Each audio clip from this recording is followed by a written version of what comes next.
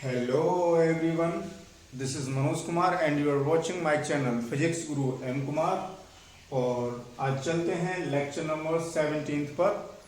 और पिछले लेक्चर में हमने एक बात कही थी कि नेक्स्ट लेक्चर में हम गॉस की थ्योरम से रिलेटेड न्यूमेरिकल्स करेंगे, लेकिन न्यूमेरिकल करने से पहले एक टॉपिक और कर लेते हैं, उसके बाद न्यूमेरिकल करेंगे।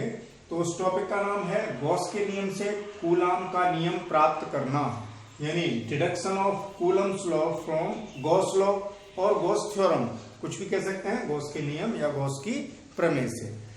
तो गॉस की प्रमेय से हम कूलाम का नियम कैसे प्राप्त कर सकते हैं, इसको देखना है। ये भी एक इम्पोर्टेंट टॉपिक है, इसलिए हम पहले इसकी चर्चा कर लेते हैं। तो देखिए, ये हमें पता है कि कूलाम का नियम दो आवेशों के बीच लगने वाले वैद्युत बल को बताता है। तो हम यहाँ पर ये लेते हैं कि हमारे पास दो आवेश हैं, एक आवेश है Q1 और दूसरा आवेश है Q2। ओके, एक चार्ज Q1 और दूसरा चार्ज Q2, दोनों के बीच की जो दूरी है वो है स्मॉल r। तो इन दोनों के बीच लगने वाला बल हमें निकालना है, वही क्या हो जाएगा, कूलाम का नियम। तो देखिए, सबसे पहले हम एक काम करते हैं कि इस पॉइंट को चलिए मैं मान लेता हूं A और ये है हमारा पॉइंट B।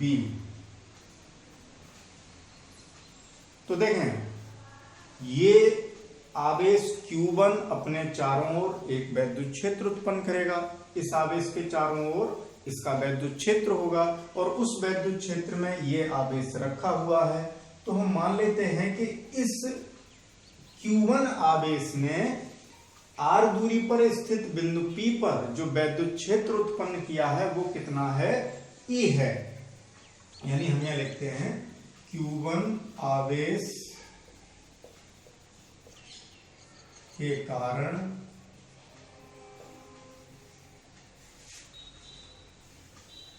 r दूरी पर स्थित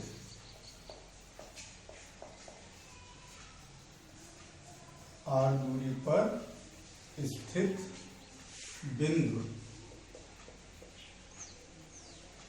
B पर वैद्युत क्षेत्र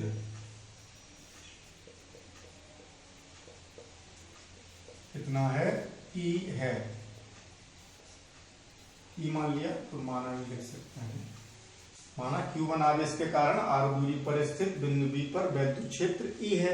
अब इस क्षेत्र में ये Q2 आवेश रखा हुआ है, तो इस पर कितना बल लगेगा। जब कोई आवेश किसी वैद्युत क्षेत्र में रखा जाता है तो उस पर वैद्युत बल लगता है, पीछे पढ़ चुके हैं।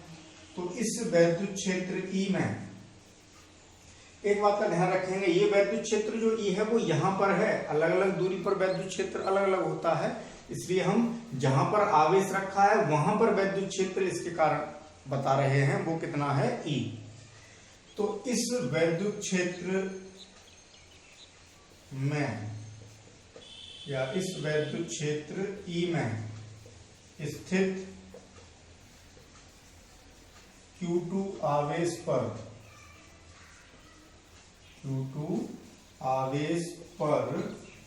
लगने वाला वैद्युत बल भी कह सकते हैं। F बराबर कितना हो जाएगा, किस पर निकाल रहे हैं बल, Q2 पर। तो Q2 कितने क्षेत्र के कारण, E क्षेत्र के कारण। तो F बराबर Q2 इंटू E। ये पहले पढ़ चुके हैं, पीछे हम बता चुके हैं। जैसे वैद्युत क्षेत्र की तीव्रता हमने बताई थी, कितनी होती है, E बराबर F अपॉन Q0। परीक्षण आवेश, एकांक परीक्षण आवेश पर लगने वाला बल जो होता है वही क्या हो जाती है, वैद्युत क्षेत्र की तीव्रता। तो इससे F बराबर देखेंगे तो Q0 इंटू E, Q0 की जगह यहाँ Q2 है तो Q2 into E। Okay, clear. तो कोई डाउट नहीं होना चाहिए। This is equation number first.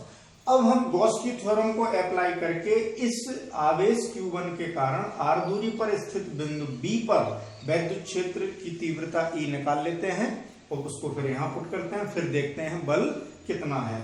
अब बिंदु आवेश के कारण वैद्युत क्षेत्र की तीव्रता हम पहले करा चुके हैं एप्लीकेशंस ऑफ गॉस थ्योरम में, लेकिन एक बार फिर कर लेते हैं। तो अब इस E की वैल्यू की जरूरत है हमें, तो उसके लिए क्या करेंगे, अब फिर वही जो अब तक करते आए हैं। सबसे पहले क्या मानेंगे, गॉसियन सरफेस, गॉसियन पृष्ठ की कल्पना करेंगे। तो अब मुझे ये थोड़ा रब करना पड़ेगा, तो आप लोग इसका स्क्रीनशॉट लीजिए पहले।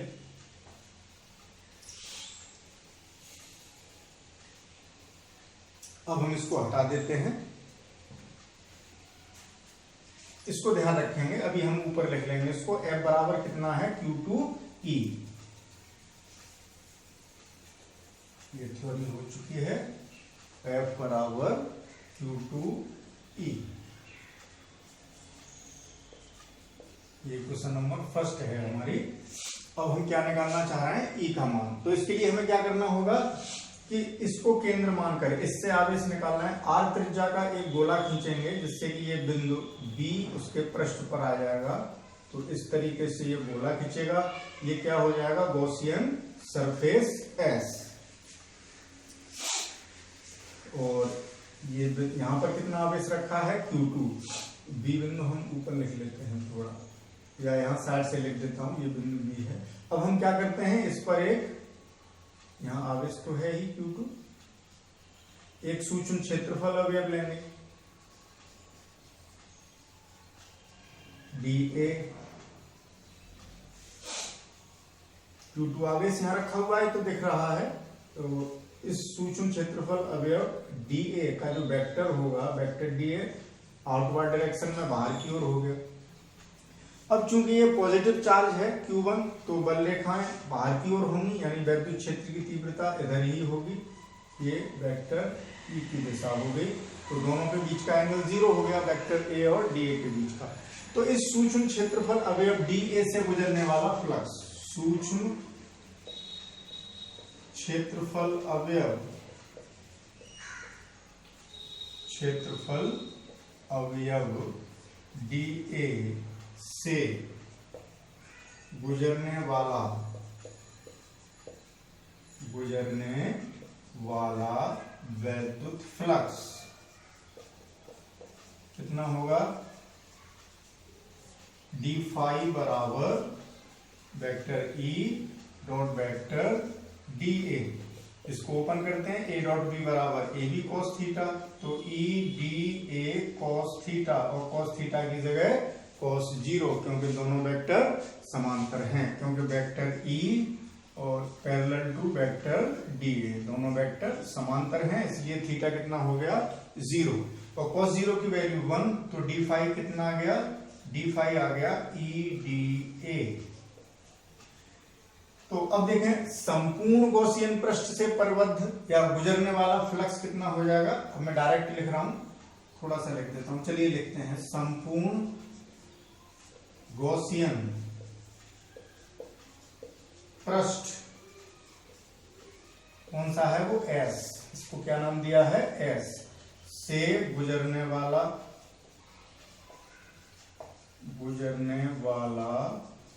वैद्युत फ्लक्स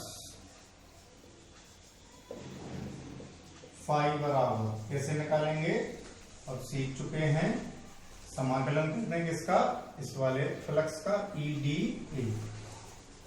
और ये सरफेस इंटीग्रेशन कहां करेंगे, S पर, यहां पर, और बंद पृष्ठ है तो हमने यहां पर इस इंटीग्रेशन को क्लोज कर दिया। E बाहर लिख सकते हैं, तो फाई बराबर E sine of close integration S, और ये रह गया dA।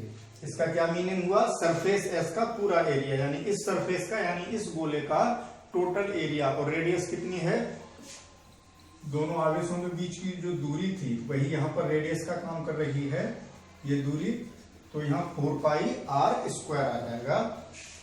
तो फाई बराबर कितना आ गया, 4E इंटू 4 पाई R स्क्वायर। क्लियर, ये इक्वेशन नंबर सेकंड। अब गॉस थ्योरम लगाते हैं, तो देखें, इससे गुजरने वाला जो वैद्युत फ्लक्स होगा, यानी गॉस की प्रमेय से, गॉस की प्रमेय से इससे गुजरने वाला, पूरी बात लिखेंगे, गॉसियन पृष्ठ से गुजरने वाला वैद्युत फ्लक्स फाई बराबर कितना हो जाएगा, Q अपॉन एप्सिलॉन नॉट, लेकिन यहां पर इस गोले ने कितने आवेश को परिबद्ध किया हुआ है, Q1 आवेश को, तो कितना हो जाएगा Q1 अपॉन एप्सिलॉन नॉट। जितना आवेश उस बंद पृष्ठ के अंदर होगा उसका 1/एप्सिलॉन नॉट गुना करते हैं। तो चूंकि यहाँ पर आवेश Q2 तो सरफेस पर हो गया, अंदर नहीं है, वो जस्ट बाहर है। Q2 आवेश इस गोले के जस्ट बाहर ही है, बिल्कुल टच करता हुआ निकल रहा है। तो गोले के अंदर केवल कितना आवेश है, Q1। तो फाई बराबर Q1 upon epsilon not. Equation number 3, इस बात का ध्यान रखेंगे यहाँ। इक्वेशन नंबर 3, यहाँ कौन सा आवेश लेंगे, Q1। तो आगे चलते हैं, पहले इसका स्क्रीनशॉट लीजिए।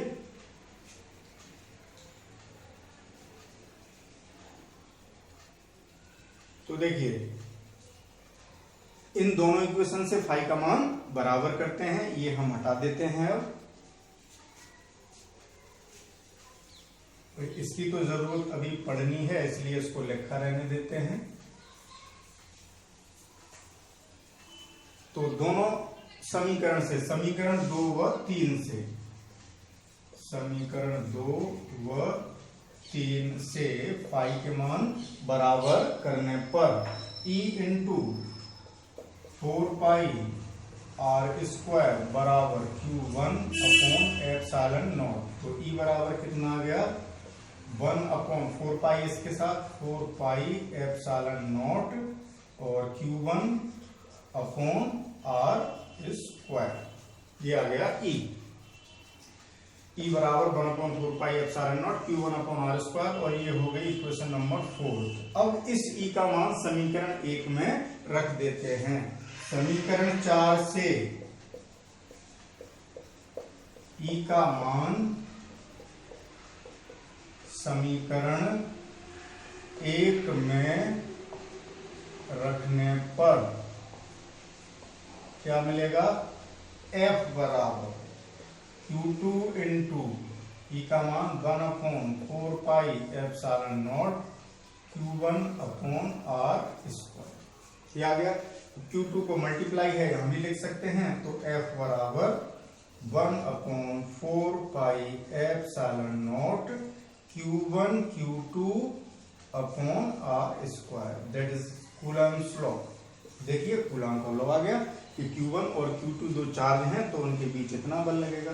यानी इसको हम ऐसे भी लिख सकते हैं, ये तो कांस्टेंट है कि F proportional to Q1 Q2 upon r square, यानी दोनों आवेशों के गुणनफल के अनुक्रमानुपाती तथा बीच की दूरी के वर्ग के व्युत्क्रमानुपाती। तो ये रहा गॉस के नियम से कूलम्ब का नियम डिराइव कर लिया हमने।